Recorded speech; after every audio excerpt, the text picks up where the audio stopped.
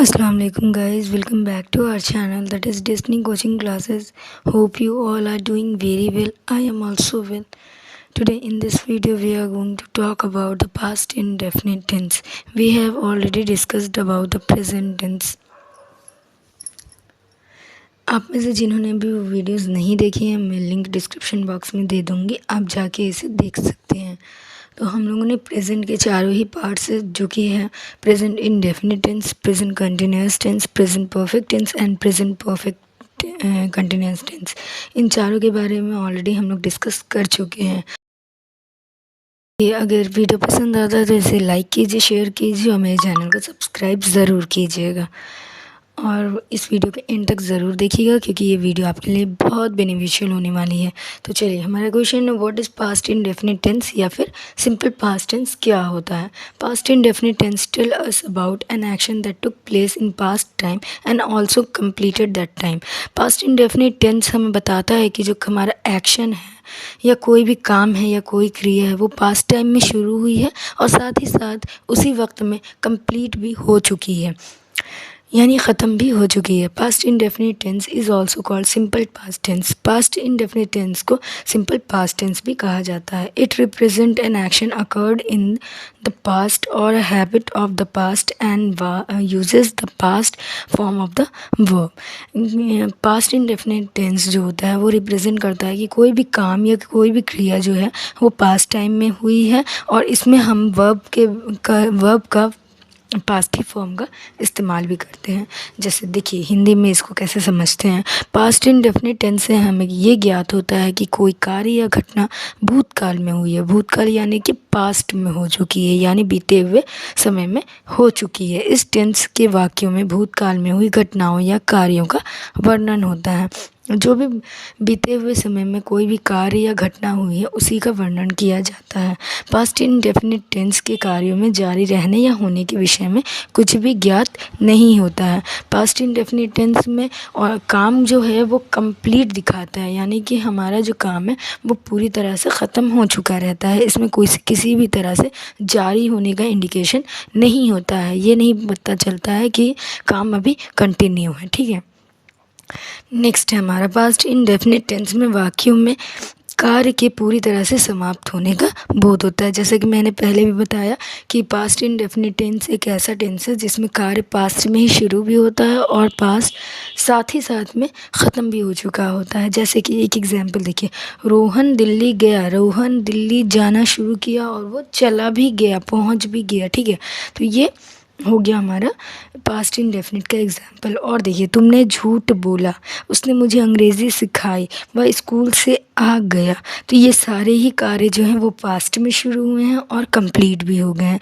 तो ये हो जाता है हमारा पास्ट इंडेफिनिट टेंस। चलिए, अब नेक्स्ट हम बढ़ते हैं, देखते हैं कि हमारा दूसरा क्या है। पास्ट इंडेफिनिट टेंस की पहचान है। देखिए, कोई भी टेंस या किसी भी सेंटेंस को जब हम लिखते हैं तो उसको पहचानना बहुत ज़रूरी होता है, तभी हमें पता चलता है कि ये किस टेंस में आता है और इसका स्ट्रक्चर कैसा होता है। तो पहले हम ध्यान देंगे कि इसकी हिंदी में पहचान क्या होती है, उसके बाद देखेंगे कि इंग्लिश में इसको कैसे पहचान है। तो देखिए, पास्ट इंडेफिनिट टेंस के हिंदी वाक्यों की क्रियाओं के अंत में ता है, ती है, ते है के साथ था, थी, थे लगा होता है। किसके साथ? ता, ती, ते के साथ था, थी, थे लगा होता है। और या, ही, ये, ई, आ, ए, दा का आदि शब्द भी आते हैं। मतलब ऐसा कोई भी शब्द जो आपको लगे कि ये पास्ट दिखा रहा है तो ये हमारा हो जाता है पास्ट इंडेफिनिट टेंस की पहचान। इसमें सारे जितने भी मैंने अल्फ़ाबेट बोले हैं वो सारे आने चाहिए। ठीक है, इसमें से कोई भी है तो ये पास्ट इंडेफिनिट टेंस है।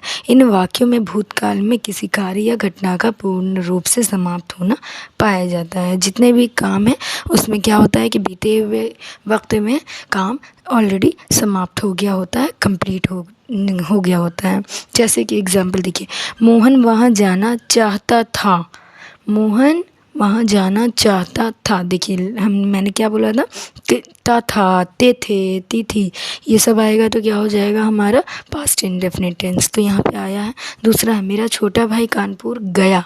या है लास्ट में, यानी पास्ट का एक्शन दिखा रहा है, तो ये हमारा पास्ट इंडेफिनिट की पहचान होती है। और भी एग्जाम्पल हैं, देखिए, उसके पिताजी क्यों नहीं आए, पास्ट दिखा रहा है। ये है लास्ट में, तो हो गया हमारा पास्ट इंडेफिनिट। उसने कल नया फ़ोन ख़रीदा, दा है तो क्या हो जाएगा, पास्ट इंडेफिनिट। ऊपर दिए गए वाक्यों को ध्यान से पढ़िए। इन वाक्यों के अंत में आई हुई क्रिया के अंतिम अक्षर तथा या दा ये आदि आए हैं, तो ये वाक्य क्या हुए, पास्ट इन डेफिनेट टेंस के हैं। अगर हिंदी में पहचान देखना है तो ये आप एकदम देख लीजिए अच्छे से कि किसी भी सेंटेंस के लास्ट में ता था, तिथि, ते थे, या फिर या, ये, दा, दी, ऐसा कुछ भी रहेगा तो ये क्या हो जाएगा, पास्ट इंडेफिनिट टेंस, जिसमें कि कार्य जो होता है वो कंप्लीट दिखाता है, पास्ट में शुरू होता है, पास्ट में ही कंप्लीट हो जाता है। तो ये हमारी पहचान होती है। अब देखिए इंग्लिश में इसकी पहचान देखने हैं। इंग्लिश में देखिए किसी भी सेंटेंस को बनाने के लिए दो चीज़ें बहुत ज़रूरी होती हैं। एक होती है हमारी हेल्पिंग वर्ब और दूसरा होता है हमारा मेन वर्ब। तो जो हमारा हेल्पिंग वर्ब होता है पास्ट इंडेफिनिट का, वो होता है डिड, सिर्फ और सिर्फ डिड होता है। हमने प्रेजेंट में पढ़ा था डू या डज होता था, तो लेकिन यहाँ पे सिर्फ क्या होता है, डिड होता है। लेकिन इसमें भी एक कंडीशन है। कंडीशन ये है कि डिड का इस्तेमाल आपके जितने भी नेगेटिव सेंटेंस होते हैं उनके साथ होता है, इंट्रोगेटिव के साथ होता है, इंट्रोगेटिव नेगेटिव के साथ होता है। अफर्मेटिव में डिड का इस्तेमाल नहीं किया जाता है। तो अब आप लोग कंफ्यूज होंगे कि अफर्मेटिव में क्या किया जाता है, तो वो भी मैं आप लोगों को बताऊंगी। पहले इसका एक एग्जांपल देख लेते हैं। देखिए डिड का इस्तेमाल होता है, तो देखिए उसने जंगल की लकड़ियां नहीं काटी, तो यहाँ पे क्या हो जाएगा, उसने के लिए ही डिड नॉट, और काटने की इंग्लिश होती है cut the wood from the forest. तो क्या हो गया हमारा, ही did not cut the wood from the forest. एक और एग्जाम्पल देखिए, तुमने कल मुझे पैसे नहीं दिए, you did not give me money yesterday. उसने कल फिल्म देखी, did he watch the movie yesterday. Ram मेरे साथ मेला गया, Ram went to the fair with me. देखिए आपने यहाँ पे चार सेंटेंस देखें, चारों ही क्या है, पहला वाला निगेटिव है, दूसरा वाला भी निगेटिव है, तीसरा वाला इंट्रोगेटिव है, लेकिन फोर्थ वाला जो है वो क्या है, हमारा अफर्मेटिव है। अफर्मेटिव में आप देखिए एक चीज़ नोटिस कीजिए, डिड आया नहीं आया। तो अब चलिए इसके बारे में हम बात करते हैं कि जब हमारा अफर्मेटिव सेंटेंस आता है तो उसके साथ हम डिड नहीं इस्तेमाल करते हैं, तो इसके साथ क्या इस्तेमाल होता है। देखिए मैंने आप लोगों को पहले बताया कि किसी भी सेंटेंस में दो चीज़ें इंपॉर्टेंट होती हैं, एक होती है हमारी हेल्पिंग वर्ब और दूसरा होता है हमारा मेन वर्ब। तो जब भी पास्ट इंडेफिनिट का कोई भी सेंटेंस हो जो कि अफर्मेटिव में हो, तो उसमें हेल्पिंग वर्ब डिड का इस्तेमाल नहीं करते हैं, बल्कि मेन वर्ब जो होता है उसका सेकेंड फॉर्म इस्तेमाल करते हैं। अब आप लोग सोचिएगा कि सेकेंड फॉर्म क्या होता है। देखिए वर्ब के 5 फॉर्म होते हैं, मैंने सेंटेंस स्ट्रक्चर में भी बताया था।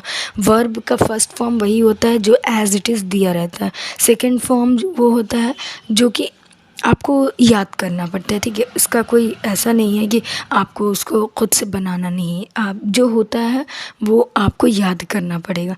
तो देखिए जैसे गो का वेंट हो जाता है, रन का रैन हो जाता है, और भी प्ले का प्लेड हो जाता है। मतलब इस तरह से हमारा सेकेंड फॉर्म होता है, फिर थर्ड फॉर्म होता है, फोर्थ फॉर्म होता है जिसमें ING लगा होता है, और फिफ्थ फॉर्म जिसमें S या ES लगा होता है। तो इस तरह से हमारा वर्ब के 5 फॉर्म होते हैं। तो जब भी हमारा पास्ट इंडेफिनिट का अफर्मेटिव सेंटेंस होता है तो हम क्या करते हैं कि हेल्पिंग वर्ब डिड का इस्तेमाल नहीं करते हैं, और हम क्या करते हैं कि उसमें मेन वर्ब का सेकंड फॉर्म लगा देते हैं, वर्ब का सेकंड फॉर्म। जैसे कि एक एग्जांपल, वो लखनऊ गया, यानी ये पास्ट इंडेफिनिट का है, वो के लिए ही लिखेंगे ही, और गो का सेकंड फॉर्म हो जाता है went, he went to Lucknow. अब देखिए वह लखनऊ नहीं गया, इसी का 3 एग्जाम्पल है, ठीक है। एक तो अफर्मेटिव हो गया, दूसरा निगेटिव हो गया, और तीसरा हो गया हमारा इंट्रोगेटिव। देखिए अब निगेटिव में क्या करते हैं, अफर्मेटिव में तो आपको समझ में आ गई कि डिड नहीं लगाते हैं और वर्ब का सेकंड फॉर्म लगा देते हैं, लेकिन निगेटिव में क्या करते हैं हम लोग कि उसके साथ डिड लगता है, और डिड के बाद हम लोग क्या करते हैं कि जब भी वर्ब का फर्स्ट ही फॉर्म जो रहता है, वर्ब का फर्स्ट फॉर्म वही लिखते हैं, ठीक है। He did not go to Lucknow, यहाँ पे गो को वेंट नहीं करेंगे, क्यों, क्योंकि ऑलरेडी यहाँ पे हमने डिड लगाया है, डू का सेकंड फॉर्म डिड ही होता है। तो ये हो जाएगा ही डिड नॉट, और यहाँ पे गो ही रहेगा, वेंट नहीं होगा। जैसे कि हमारे एक एग्जाम्पल और है, क्या वो लखनऊ गया, तो क्या हो जाएगा, डिड ही गो, वेंट नहीं होगा, क्या हो जाएगा go. Did he go to Lucknow. तो ये हो जाता है हमारा मेन वर्ब, जो कि कैसे चेंज होता है, जब अफर्मेटिव रहता है तो सेकंड फॉर्म आता है, निगेटिव इंट्रोगेटिव अगर रहता है तो क्या होता है, हमारा वर्ब का फर्स्ट ही फॉर्म होता है, लेकिन डिड हम यूज़ करते हैं। तो यहाँ तक की कहानी क्लियर हो चुकी होगी। यहाँ तक जितना भी मैंने पढ़ाया आप लोगों को समझ में आया होगा। और अब बढ़ते हैं हम अपने दूसरे टॉपिक की तरफ। चलिए देखते हैं ये सेंटेंस स्ट्रक्चर क्या होता है। मैंने बताया है किसी भी सेंटेंस को स्ट्रक्चर को समझना बहुत ज़्यादा ज़रूरी होता है सेंटेंस को मीनिंगफुल बनाने के लिए। तो अफर्मेटिव सेंटेंस जो होते हैं पास्ट इंडेफिनिट के, उनका स्ट्रक्चर ऑलमोस्ट हमारा सारा स्ट्रक्चर जो होता है वो सेम होता है। जिस तरह प्रेजेंट में होता है वही पास्ट में भी होगा और फ्यूचर में वही होता है। लेकिन हमारा चेंजिंग कहाँ पे आती है, हमारी चेंजिंग आती है हेल्पिंग वर्ब में और मेन वर्ब में। तो पास्ट इंडेफिनिट का जो हेल्पिंग वर्ब होता है आप लोगों को मैंने बताया कि डिड होता है, और मेन वर्ब जो होता है वो क्या होता है, वर्ब का सेकेंड फॉर्म लगता है जब अफर्मेटिव होता है। निगेटिव और इंट्रोगेटिव जब होता है तो वर्ब का फर्स्ट ही फॉर्म लगता है। तो इसमें इतना कोई कॉम्प्लिकेशन नहीं होना चाहिए। चलिए देखते हैं जल्दी से हम लोग कि अफर्मेटिव सेंटेंस स्ट्रक्चर क्या होता है पास्ट इंडेफिनिट का। तो सबसे पहले हम लोग सब्जेक्ट लिखते हैं, सब्जेक्ट के बाद हमारा वर्ब का सेकंड फॉर्म, ठीक है। जैसे गो है तो वेंट हो गया, प्ले है तो प्लेड हो गया, या फिर रन है तो रैन हो गया। और क्या हो सकता है हमारा, सिंग है तो सैंग हो गया, रिंग है तो रैंग हो गया, बाई है तो बॉट हो गया। तो इस तरह से सेकंड फॉर्म आता है, subject plus second form of verb plus object, and last में हमारा आ जाता है अदर वर्ड, जो भी ऑब्जेक्ट के बाद से जो भी जुड़ा हुआ वर्ड्स होते हैं वो आ जाते हैं।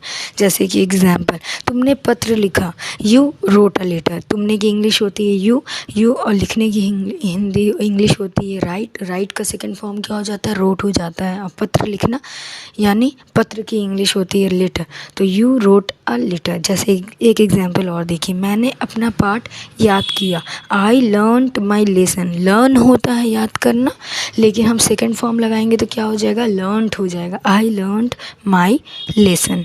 मैंने कल नई कार ख़रीदी, आई बाई नहीं होगा, क्यों नहीं होगा, क्योंकि सेकंड फॉर्म लगाएंगे तो क्या हो जाएगा, bought a new car yesterday.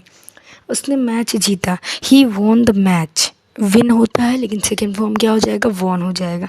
हमने कल पार्क में क्रिकेट खेला, हमने यानी हम लोगों ने, ठीक है। तो यहाँ क्या हो जाएगा, we played cricket in the park yesterday. तो ये हो जाता है हमारा affirmative sentence structure. Affirmative sentence structure समझना बहुत मुश्किल नहीं है, लेकिन हाँ आप लोगों को वर्ब का सेकंड फॉर्म पता होना चाहिए। इसके लिए मैं कुछ स्क्रीनशॉट लगा दूँगी जिससे कि आप लोग देख सकते हैं। मैं बहुत सारे मतलब ऐसे वर्ब के सेकंड फॉर्म के वर्ब का पांचों ही फॉर्म लगा दूँगी, तो आप लोगों को अच्छे से याद करने में भी आसानी होगी। चलिए देखते हैं कि negative sentence structure past indefinite tense का क्या होता है। सबसे पहले सब्जेक्ट होता है हमारा, उसके बाद हमारा डिड लगता है, ठीक है।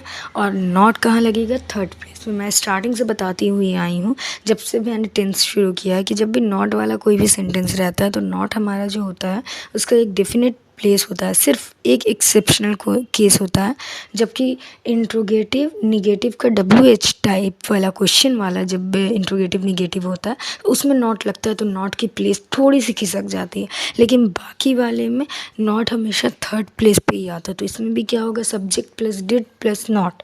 यहाँ तक की कहानी क्लियर है। उसके बाद हमारा क्या हो जाता है, मैंने बताया कि वर्ब का फर्स्ट फॉर्म लगता है। क्यों लगता है, क्योंकि ऑलरेडी यहाँ पे डिड लगा हुआ है। डू डिड यानी सेकंड फॉर्म ही होता है। तो ये क्या हो जाएगा, डिड जब यहाँ पे लगा है तो यहाँ पे क्या हो जाएगा, वर्ब का फर्स्ट फॉर्म होगा। उसके बाद ऑब्जेक्ट होता है, उसके बाद अदर वर्ड्स आते हैं हमारे। तो ये हो जाता है हमारा subject plus did not plus verb का first form plus object plus other word. ये हमारा सेंटेंस स्ट्रक्चर हो जाता है नेगेटिव सेंटेंस का। जैसे कि तुमने टीवी नहीं देखी, you did not watch the TV. अब यहाँ पे वॉच्ड नहीं करेंगे, क्यों नहीं करेंगे, क्योंकि यहाँ पे ऑलरेडी डिड मैंने मेंशन कर दिया, डिड नॉट लगा हुआ है, तो यहाँ पे वॉच ही रहेगा, वॉच्ड नहीं होगा। ये did not watch the TV. उसने चोरी नहीं किया, ही डिड नॉट स्टील। लड़की ने स्टील यानी चोरी करना, ठीक है। लड़की ने गाना नहीं गाया, the girl did not sing a song. चपरासी ने घंटी नहीं बजाई, peon did not ring the bell.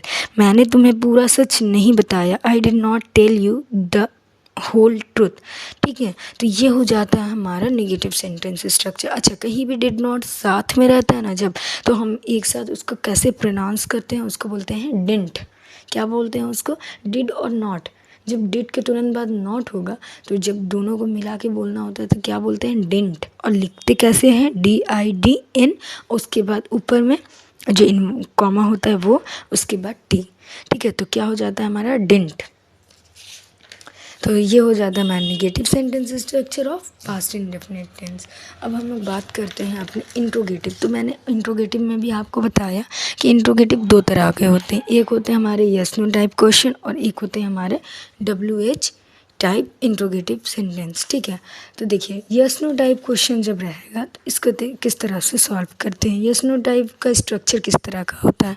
देखिए यस नो टाइप में सबसे पहले हम अपना जो हेल्पिंग वर्ब होता है उसको लिखते हैं, तो डिड होता है हमारा हेल्पिंग वर्ब, उसके बाद सब्जेक्ट आता है, उसके बाद हमारा वर्ब का फर्स्ट फॉर्म आता है, उसके बाद ऑब्जेक्ट आता है, उसके बाद में लास्ट में हमारा अदर वर्ड्स आता है एंड लास्ट हमारा क्वेश्चन मार्क होता है। क्वेश्चन मार्क ज़रूर लगाइएगा, क्वेश्चन मार्क लगाना मत भूलिएगा। तो ये हो जाता है हमारा इंट्रोगेटिव जब यस नो टाइप होता है। देखिए एक एग्जाम्पल, क्या टीचर ने कल अंग्रेज़ी पढ़ाई? क्या यानी कोई भी सेंटेंस में जब क्या पहले होता है ये yes no type interrogative question होता है, ठीक है। WH वाले में अलग रहता है, अभी मैं इसके बाद वही पढ़ाने वाली हूँ आप लोगों को। तो देखिए क्या टीचर ने कल अंग्रेज़ी पढ़ाई? डिड हमारा हेल्पिंग वर्ब आगे करते हैं did the teacher teach English yesterday, कल की इंग्लिश होती है यस्टरडे, और लास्ट में हमारा क्वेश्चन मार्क। तो ये हो जाता है हमारा इंट्रोगेटिव सेंटेंस स्ट्रक्चर। मैं पूरा एग्जाम्पल एक्सप्लेन नहीं कर सकती हूँ क्योंकि वीडियो बहुत ज़्यादा लेंदी हो जाता है, इसलिए मैं सिर्फ 2 ही बताऊँगी, बाकी मैंने 5 एग्जाम्पल दिए हैं, आप लोग ज़रूर से देख लीजिएगा। क्या हमने मैच जीता? हमने यानी कि हम लोगों ने, किसी ग्रुप ऑफ पीपल यानी वी की बात हो रही है, ठीक है। तो क्या हो जाएगा? Did we win the match, ठीक है। तो यहाँ पे हमारा डिड हो जाता है हेल्पिंग वर्ब और विन हो जाता है मेन वर्ब। दोनों में डिफरेंस समझ में आया? डिड हमारा हेल्पिंग वर्ब हो गया और विन हमारा क्या हो गया? मेन वर्ब हो गया। Did we win the match. तो देखिए ये हो जाता है हमारा इंट्रोगेटिव सेंटेंस स्ट्रक्चर जब यस नो टाइप क्वेश्चन होता है, ठीक है। अब बात करते हैं हम कि WH वर्ड्स वाले क्वेश्चन जब आते हैं जिसमें WH वर्ड्स ऑलरेडी लगा होता है, तब वो इंट्रोगेटिव सेंटेंस हमारे किस तरह से बनते हैं, उसका स्ट्रक्चर किस तरह का होता है। WH वर्ड्स हम सबसे पहले लिखते हैं, उसके बाद हमारा जो हेल्पिंग वर्ब होता है डिड उसका इस्तेमाल करते हैं, उसके बाद सब्जेक्ट आता है, उसके बाद हमारा वर्ब का फर्स्ट फॉर्म होता है, उसके बाद ऑब्जेक्ट होता है एंड लास्ट में हमारा होता है अदर वर्ड। तो देखिए ये हो जाता है हमारा सेंटेंस स्ट्रक्चर जब WH वर्ड्स वाले होते हैं। जैसे कि एक एग्जांपल देखिए, उसने बाज़ार से क्या ख़रीदा? अब देखिए यहाँ पे जो क्या है ना ये WH वर्ड्स हैं, तो इसको क्या करेंगे? क्या को पहले सबसे पहले उठा के लिख देंगे, तो क्या हो जाएगा? क्या की इंग्लिश होती है वॉट, उसके बाद हमारा हेल्पिंग वर्ब आता है तो क्या होता है हमारा डिड, वॉट डिड, उसके बाद हमारा सब्जेक्ट आता है तो क्या होगा हमारा ही, और मेन वर्ब आता है ख़रीदना, ख़रीदने को इंग्लिश में बोलते हैं purchase, what did he purchase, और बाज़ार से फ्रॉम द मार्केट, बाज़ार से, बाज़ार की इंग्लिश होती है मार्केट और से की इंग्लिश होती है फ्रॉम। तो ये हो जाता है हमारा पूरा sentence, what did he purchase from the market. अच्छा हाँ, एक चीज़ और कि आप लोग थोड़ा सा वॉइस को इग्नोर कीजिएगा, पीछे से बैकग्राउंड बहुत ज़्यादा मतलब डिस्टर्बेंस है, थोड़ा सा इग्नोर कीजिएगा। अच्छा देखिए अब नेक्स्ट है हमारा, मैंने कल रुपए किसे दिए? किसे यानी कि हो जाता है किसको दिए, यानी हु, इंग्लिश हो गई हमारी हु, और उसके बाद हमारा helping verb did, who did I give money yesterday, ठीक है। तो देखिए ये हमारा एकदम सेंटेंस स्ट्रक्चर, पहले हम WH वर्ड लिखेंगे, उसके बाद सब्जेक्ट, इसके बाद हेल्पिंग वर्ब लिखेंगे, इसके बाद सब्जेक्ट लिखेंगे, उसके बाद मेन वर्ब लिखेंगे, उसके बाद हम ऑब्जेक्ट और या जो भी अदर वर्ड्स होते हैं वो लिखते हैं। और लास्ट में क्वेश्चन मार्क ज़रूर लगाइएगा, क्योंकि बिना क्वेश्चन मार्क नहीं लगाने से सेंटेंस गलत हो जाता है। तो ये हो गया हमारा WH वर्ड्स वाला जब इंट्रोगेटिव सेंटेंस होते हैं। अब हम लोग बात कर लेते हैं जल्दी से कि जब हमारे इंट्रोगेटिव के साथ निगेटिव भी मेंशन होता है, यानी कि नॉट भी दिया होता है। तो देखिए इंट्रोगेटिव दो तरह के होते हैं, मैंने आप लोगों को बताया कि एक होते हैं यस नो टाइप वाले और दूसरे होते हैं WH वर्ड्स वाले, और इसके साथ भी नॉट दिया होगा, तब इसको कैसे लिखेंगे। तो सबसे पहले हम लोग स्ट्रक्चर जान लेते हैं।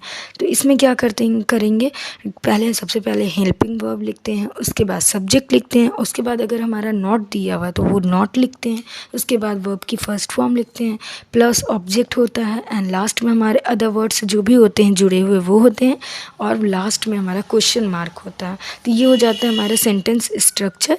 इसका एग्जाम्पल देख लेते हैं। क्या दादाजी बाज़ार नहीं गए? तो क्या के लिए, यानी हेल्पिंग वर्ब हम लिखेंगे did the grandfather not go to the market, और लास्ट में हमारा हो जाता है क्वेश्चन मार्क। तो ये हो जाता है हमारा इंट्रोगेटिव निगेटिव वाला सेंटेंस। एक एग्जांपल और देख लीजिए, मैंने दिया तो बहुत सारे एग्जांपल, लेकिन मैं एक्सप्लेन बस दो कर रही हूँ क्योंकि वीडियो बहुत ज़्यादा लेंदी हो जाता है। क्या उन्होंने तुम्हें नदी पार नहीं कराई? क्या हो जाएगा, डिड उन्होंने यानी वे, ठीक है, इंग्लिश हो जाएगी they, did they not get you across the river. तो ये हो जाता है हमारा इंट्रोगेटिव निगेटिव वाला सेंटेंस। अब हम बात कर लेते हैं WH वाले, अगर जब क्वेश्चन रहते हैं तो उसका स्ट्रक्चर किस तरह से तैयार होता है।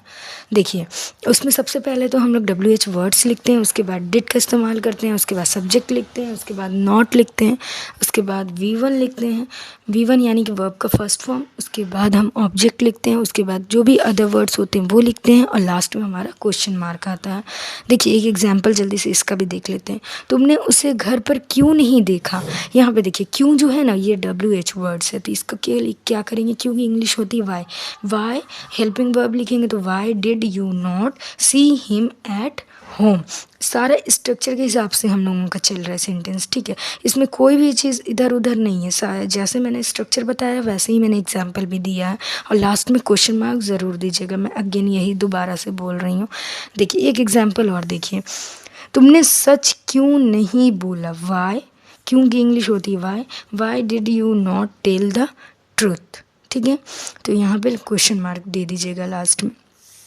तो ये हमारे जितने भी 6 सेंटेंस स्ट्रक्चर मैंने बताए आपको, अफर्मेटिव के बताएं, निगेटिव के बताएं, इंट्रोगेटिव में यस नो टाइप बताएं, WH वर्ड्स वाले भी बताएं, फिर इंट्रोगेटिव निगेटिव में भी यस नो टाइप भी बताएं, और फिर लास्ट में हमारा WH वर्ड्स वाले भी बताएं। तो ये सारे 6 सेंटेंस स्ट्रक्चर आपको टेंस में जब पास्ट इंडेफिनिट का होता है बहुत इस्तेमाल होने वाले हैं। तो ये सारे सेंटेंस स्ट्रक्चर को अच्छे से देख लीजिएगा। और आज के इस वीडियो में आज के लिए बस इतना ही।